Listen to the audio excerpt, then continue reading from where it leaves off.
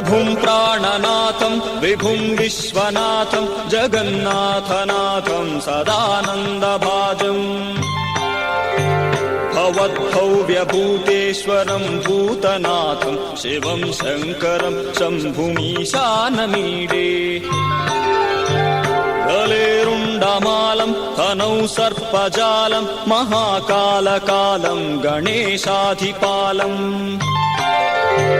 जटाजूटगङ्गोत्तरङ्गैर्विशिष्यं शिवं शङ्करं शम्भुमीशानमीडे मुदामाकरं मण्डनं मण्डयन्तं महामण्डलं भस्मभूषाधरं तम् अनादिं ह्यपारं महामोहमारं शिवं शङ्करं शम्भुमीशानमीडे वटाधो निवासं महाट्टाट्टहासं महापापनाशं सदा सुप्रकाशम् गिरीशं गणेशं सुरेशं महेशं शिवं शङ्करं शम्भुमीशानमीडे गिरीन्द्रात्मजा सङ्गृहीतार्धदेहं गिरौ संस्थितं सर्वदा सन्निगेहम् परब्रह्म ब्रह्मादिभिर्वन्द्यमानं शिवं शङ्करं शम्भुमीशानमीडे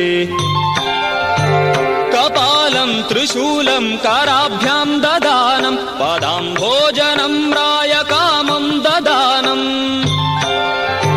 बलिवर्धयानं सुराणां प्रधानं शिवं शङ्करं शम्भुमीशानमीडे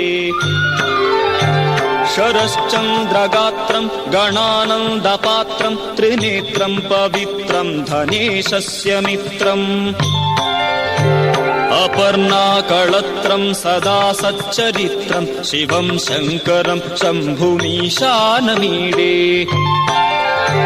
हरं सर्पहारं चिताभूविहारं भवं वेदसारं सदा निर्विकारम् श्मशाने वसन्तं मनोजं दहन्तं शिवं शङ्करं शम्भुमीशानमीडे स्वयं यः प्रभाते नरः शूलपाणे पठेत् स्तोत्ररत्नं विह प्राप्य रत्नम् सुपुत्रं सुजानं सुमित्रं कळत्रं विचित्रैः समाराध्य मोक्षं प्रयाति।